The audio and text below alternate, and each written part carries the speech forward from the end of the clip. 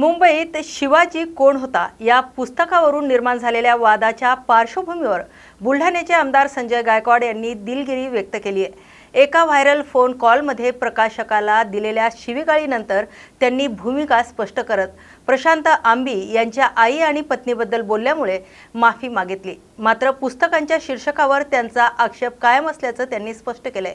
यावेळी त्यांनी सांगितलंय की पुस्तकाचं वाचन कोणीही करावं, परंतु छत्रपती शिवाजी महाराज यांचा एकेरी उल्लेख टाळावा हीच त्यांची विनंती आहे।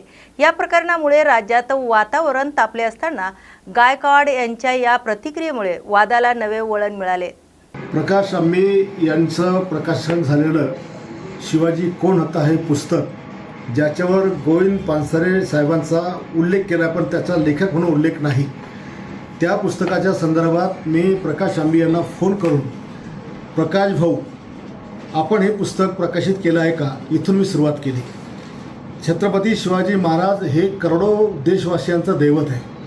त्यांना महाराष्ट्रात संपूर्ण देशामध्ये आपण सगळेजण दैवत मानतो। त्यांचा कुठेही उल्लेख करताना श्री छत्रपती शिवाजी महाराज असाच उल्लेख केला जातो। आणि यापूर्वीसुद्धा विधानसभेमध्ये मी राज्यातल्या जेवढ्या संस्था असतील ज्याला शिवाजी नाव असेल त्या शिवाजीच्या ऐवजी छत्रपती शिवाजी महाराज अशा नावाच्या संस्थामध्ये दुरुस्ती करावी आणि हे नाव टाकावं असं आगळी मागणी मी केली। शिवाजी शिक्षण संस्थेचं नाव बदलताना सुद्धा मी त्यांना सांगितलं की छत्रपती शिवाजी शिक्षण संस्था असं नाव आपण करावं, शिवरायांचा अपमान करू नये। छत्रपती शिवाजी महाराजांच्या विचाराने जगणारे आम्ही लोक आहोत, त्यांच्या नावाने मरणारे आम्ही लोक आहोत आणि म्हणून पदोपदी त्यांचा अपमान आम्ही सहन करणार नाही। या पुस्तकामध्ये कमीत कमी 500 ते 700 वेळेस शिवाजी नावाचा उल्लेख त्याच्यामध्ये केलेला आहे, एकही उल्लेख केलेला आहे। काही ठिकाणी तर शिवाजी महाराज मराठा वंशाचे नव्हतेच असं पण आहे, काही आणखी आक्षेप आला आहे। मला त्या पुस्तकाबद्दल माझा काही आक्षेप नाही। ज्यांनी कोणी ते पुस्तक प्रकाशन केलं त्यांनी फक्त छत्रपती शिवाजी महाराज यांचा सन्मानजनक वापर त्या ठिकाणी करावा। मी जे काही त्यांना रात्रीच्या वेळेला त्याला शिवगाळ केली, त्यांच्या आईबद्दल बोललो असेल किंवा त्यांच्या पत्नीबद्दल, त्याबद्दल मी दिलगिरी व्यक्त करतो। पण ज्याला कुणाला बुलढाण्यातून पुस्तक वाचायचं असेल का महाराष्ट्रात आणखी कुठं वाचायचं असेल त्याला आमची विनंती आहे की आपण आपल्या बापाचं नावसुद्धा एकरी घेत नाही तर महाराजांचं नाव किंवा छत्रपती शिवाजी महाराज असंच नाव त्याच्यामध्ये उल्लेख करा आणि मग खुशाल पुस्तक वाचा। आम्ही पण तुमचं ऐकायला त्या ठिकाणी येतो, पण महाराजांचा नावाचा उल्लेख एकेरी करून करोडो हिंदूंचा अपमान करू नका। नागपुरात अंधश्रद्धा आणि कथित दिव्य शक्तीच्या वादावरून राजकीय वातावरण पुन्हा तापलंय। श्याम मानव यांनी धीरेंद्र शास्त्री यांना खुले आव्हान देत अंधश्रद्धा निर्मूलन समिती आणि पत्रकारांसमोर दिव्य शक्ती सिद्ध केल्यास 80 लाख रुपयाचं पारितोषिक देण्याची घोषणा केली आहे। मानव यांनी स्पष्ट केले की रामकथा सांगणं हा गुन्हा नाही, मात्र दिव्य दरबार भरवणे कायद्याच्या चौकटीत तपासण्यासारखं आहे। नागपूर पोलिसांनी संबंधित कायदे लागू होत नसल्याचं सांगितल्याने त्यांच्या भूमिकेवरही त्यांनी प्रश्न उपस्थित केले। दरम्यान अशोक खरात प्रकरणावर बोलताना त्यांनी महिलांच्या जबाबदारीची ही चौकशी व्हावी अशी मागणी केली आहे। तसेच देवेंद्र फडणवीस यांच्या सरकारवर टीका करत जादूटोणा विरोधी कायद्याच्या अंमलबजावणीकडे दुर्लक्ष होत असल्याचा आरोप केलाय। या सर्व पार्श्वभूमीवर अंधश्रद्धा विरुद्ध श्रद्धा आणि कायद्याच्या अंमलबजावणीवरून राज्यातील राजकीय वाद अधिक तीव्र होण्याची शक्यता व्यक्त केली जाते। श्याम मानव सरांना विनंती करेन की त्यांनी या पत्रकार परिषदेला उद्बोधन करावं। आदरणीय पत्रकार मित्रांनो, पुन्हा आपणा सगळ्यांच्या मदतीची नितांत गरज असणारी घटना आपल्या नागपुरामध्ये घडते आहे। आजची प्रेस कॉन्फरन्स 2 कारणांकरता आहे। एक म्हणजे जे महाराष्ट्रामध्ये सध्या तुम्हीच लोकांनी अतिशय उत्तम पद्धतीनं गाजवलेलं आणि त्या निमित्तानं लोकांचं अतिशय उत्तम पद्धतीनं प्रबोधन केलेलं एक प्रकरण, ते म्हणजे खरात प्रकरण। खरात प्रकरणाच्या निमित्तानं महाराष्ट्रभर सभा सुरू आहेत। 18 एप्रिलला अकोल्याला सभा झाली, बुलढाण्याला 20ला झाली, 22ला नाशिकला झाली, 24ला आता नागपूरला आहे, त्यानंतर 25ला अमरावतीला आहे, 27ला वर्धाला आहे, 30ला एप्रिल चंद्रपूरला आहे, त्यानंतर बाकीची यवतमाळची सभा आणि बाकीच्या सभा ठरत राहतील आता या पद्धतीनं। त्यानंतर 12 मेला मुंबईला आहे, त्यानंतर पुण्याला आहे 19 मेला। तर बुवा बळी स्त्रियांचा खरातसारख्या बाबांना स्त्रिया अतिशय मोठ्या प्रमाणावर का बळी पडतात ही संपूर्ण कारणमीमांसा सांगण्यासाठी या पद्धतीची ही आपली योजना आहे आणि त्यानिमित्तानं ही प्रबोधन यात्रा सुरू आहे. 1988 साली मी बळी स्त्रियांचा बुवाबाजी बळी स्त्रियांचा नावाचं पुस्तक लिहिलं होतं. त्यामध्ये तोपर्यंत 101 जे बाबा या पद्धतीचे आहेत त्यांना एक्सपोज केलं होतं. त्यापैकी जे मोठे 20 बाबा आहेत त्यांच्या संदर्भामध्ये रेफरन्सेस घेऊन हे पुस्तक लिहिलं होतं. तेच प्रकरण पुन्हा खऱ्याच निमित्तानं अतिशय मोठ्या प्रमाणावर बाहेर आलं. त्यामध्ये 2 प्रकारच्या प्रतिक्रिया व्यक्त होत होत्या. एक तर सर्वसाधारण माणसं असं म्हणत होती की त्या बिचाऱ्या स्त्रिया आणि त्या बळी पडल्या.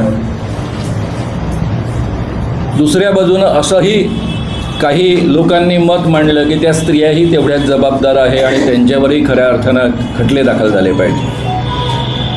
आता या दोन्ही मतांपैकी सत्य कोणतं आहे हेही लोकांपर्यंत प्रभावीपणे पोहोचवता यावं, त्याची कारणमीमांसा नीटपणे लोकांपर्यंत पोहोचावी आणि म्हणून हे 2.25 तासांच्या सभांचं आयोजन संपूर्ण महाराष्ट्रभर होतं आहे. मी 2.25 तास साधारणतः हा विषय लोकांपुढ्यामध्ये मांडतो. हा एक विषय ज्याची सभा आपल्या नागपूरमध्ये माहेश्वरी सभागृहामध्ये विदर्भ साहित्य संघाचा जो हॉल आहे हिंदी साहित्य संघाचा, त्या ठिकाणी हॉलमध्ये सीताबर्डीवर हे व्याख्यान आहे. उद्या आहे, संध्याकाळी आहे आणि माझी तुम्हाला सगळ्यांना विनंती आहे की शक्य असेल तर तुम्ही सगळ्यांनी त्याकरता उपस्थित राहावं. दुसरा एक आणखी महत्त्वाचा विषय असा होता की सध्या धीरेंद्र कृष्ण महाराज ज्यांना आपण बागेश्वर धामवाले बाबा म्हणतो, त्यांचं नागपुरामध्ये आगमन होतं आहे किंवा झालं आहे. बातम्यांवरनं धडपणे लक्षात येत नाही.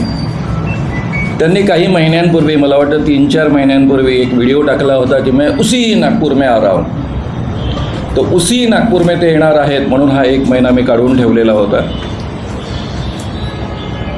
आपल्या सगळ्यांना आठवत असेल की 2023 साली साधारणतः रामकथेचं आयोजन 5 ते 13 जानेवारीच्या दरम्यान झालेलं होतं.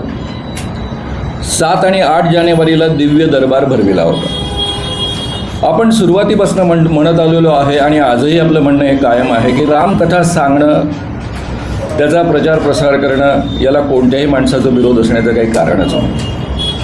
आणि अखिल भारतीय अंधश्रद्धा निर्मूलन समिती किंवा महाराष्ट्र शासनाची जादूटोणा विरोधी जी कमिटी आहे त्याचाही विरोध असण्याचं काहीही कारण नाही. कारण हे आपल्या देशाने दिलेलं, घटनेनंच दिलेलं धर्मस्वातंत्र्यातला एक तो भाग आहे. एकेकाळी मी बालसंस्कार केंद्र वर्ध्यामध्ये चालवायचो तेव्हा मीही स्वतः रामाची कथा अतिशय रंगवून महाभारत रामायण लोकांना सांगायचो, मुलांना सांगायचो. पण त्यांनी जो दिव्य दरबार भरवला त्याबद्दल आपलं ऑब्जेक्शन होतं. 8 जानेवारीला मी महाराष्ट्र सरकारने जेव्हा 2013मध्ये जादूटोणा कायदा संमत केला, जादूटोणा विरोधी कायदा संमत केला, त्यावेळी एक समिती गठीत करण्यात आली होती, जादूटोणा विरोधी कायदा प्रचार प्रसार अंमलबजावणी समिती. या समितीचे अध्यक्ष सामाजिक न्याय विभागाचे कॅबिनेट मंत्री असतात. सहअध्यक्ष मी आहे. अजून तरी सरकारने काढलेलं नाही म्हणून आहे असं मी म्हणू शकतो. आणि त्यानंतर उपाध्यक्ष त्याचे राज्यमंत्री असतात, सचिव दर्जाचे लोक त्याचे सदस्य असतात आणि या पद्धतीनं ती कमिटी काम करत आलेली आहे. आता ही कमिटी ज्या पद्धतीनं काम करते त्या पद्धतीचं काम सुरू असताना मधल्या काळामध्ये या कमिटीच्या माध्यमातून मी ACBकडे तक्रार केली. त्या कामाविषयी तुम्हाला कल्पना आहे. 2014 आणि 15मध्ये संपूर्ण महाराष्ट्रामध्ये जादूटोणा विरोधी कायदा आणि वैज्ञानिक दृष्टिकोन या विषयांच्या सभा झाल्या. त्या टोटल 40 झाल्यात. 36 जिल्हे आणि 2-4 सभा ॲडिशनल असतात, जसं वाशीला, पिंपरी चिंचवडला ॲडिशनल असतात. सरकार त्या पद्धतीनं विभागणी करते, त्या पद्धतीनं त्या झाल्या. त्यानंतर संपूर्ण महाराष्ट्रामध्ये 36 जिल्ह्यातल्या पोलिसांचे ट्रेनिंग्ज आणि टोटल ट्रेनिंग्ज 48 झाले. कारण ठाणे, वाशी आणि पुणे शहराच्या परिसरामध्ये पोलिसांची संख्या खूप जास्त आहे, त्यामुळे तेवढ्या प्रमाणामध्ये ते पोलीस ट्रेनिंग्ज वाढले. या माध्यमातून या कायद्यातले सगळे बारकावे मी पोलीस अधिकाऱ्यांपर्यंत, पोलीस कर्मचाऱ्यांपर्यंत, ज्येष्ठ कर्मचाऱ्यांपर्यंत पोहोचवले. या कायदा लोकांपर्यंत अतिशय मोठ्या प्रमाणावर पोहोचवला. सामाजिक न्याय विभागाच्या सगळ्या अधिकाऱ्यांचं किमान 2दा ट्रेनिंग या कायद्यासंबंधी मी घेतलेलं आहे. असं असताना 8 जानेवारीला मी स्वतः जादूटोणाविरोधी कायदा प्रचार प्रसार अंमलबजावणी समितीचा सहअध्यक्ष या नात्यानं तक्रार केली आणि हा कायदा कसा लागू होतो धीरेंद्र कृष्ण महाराजांना याची संपूर्ण माहिती दिली. कारण त्यांचे आधीचे जे व्हिडिओज होते त्याच्या आधारावर ही तक्रार दिलेली होती. त्यानंतर जेव्हा त्यांचा 7-8 जानेवारीला दिव्य दरबार भरला आणि त्यांनी स्वतः तो व्हिडिओ प्रसारित केला, त्याच्या आधारावर रीतसर आता बाबा नागपूरमध्येच त्यांनी कायद्याचं कसं उल्लंघन केलं याची 9 जानेवारीला तक्रार दाखल केली होती. आणि एवढंच नव्हे तर त्यावेळेस दिव्य शक्ती खुलं म्हणजे दिव्य शक्ती जाहीर करणं किंवा सिद्ध करणं, तर आम्हा पत्रकारांपुढे तुम्ही तुमची दिव्य शक्ती खुलेपणानं सिद्ध करून दाखवा असं आपण जाहीर आव्हानही त्यांना दिलेलं होतं. 10 जानेवारीला जेव्हा लेखी तक्रार घेऊन मी या ACPंकडे गेलो, त्यानंतर कमिशनरांना भेटलो. अमितेश कुमार नागपूरचे त्यावेळेस पोलीस कमिशनर होते. त्यांना स्वतः मी या जादूटोणाविरोधी कायद्याची प्रत दिली. या प्रतीमधले कोणकोणते मुद्दे या ठिकाणी धीरेंद्र कृष्ण महाराजांना लागू होतात याची माहिती दिली. Drugs and magic remedies act 1954 हा केंद्रामधला कायदा आहे. मी म्हटलं तुमच्याकडे याची प्रत नसेल याची मला कल्पना आहे, म्हणून मी याची प्रत पण तुम्हाला देतो. आणि हा कायदा इथे कसा कसा लागू होतो, कोणकोणत्या मुद्द्यांना लागू होतो हेही त्यांच्या पुढ्यामध्ये मी नीट एक्सप्लेन केलं. त्यानंतर त्यांनी 7-8 दिवसानंतर साधारणतः काही दिवसानंतर त्यांनी जाहीर केलं की आम्ही या तक्रारीची योग्यरित्या चौकशी केली आहे, अभ्यास केला आहे आणि अंधश्रद्धा निर्मूलन कायदा याला लागू होत नाही. तुमच्या प्रेससमोरच ते बोलतो. खरं म्हणजे या कायद्याचं नाव जादूटोणाविरोधी कायदा. या कायद्यामध्ये कुठेही अंधश्रद्धा निर्मूलन हा शब्दच नाही. तरी पण म्हटलं ठीक आहे बाबा, IPS अधिकारी असले तरी त्यांनी एक्झॅक्ट शब्द कदाचित वापरले नाही. आपण पत्रकार मंडळी याला नेहमी अंधश्रद्धा निर्मूलन कायदा म्हणतो म्हणून कदाचित वापरला असावा असं आम्ही गृहीत धरलो. पण दुसऱ्या वाक्यानं मात्र मी अतिशय उडालो. ते असं म्हणाले की IPS अधिकारी असं म्हणतात हा जो दुसरा कायदा आहे ड्रग्ज अँड कॉस्मेटिक ॲक्ट तो तर मात्र मुळीच लागू होत नाही. म्हणजे ज्या IPS अधिकाऱ्याला drugs and magic remedies act आणि ड्रग्ज अँड कॉस्मेटिक ॲक्टमधला फरक कळत नाही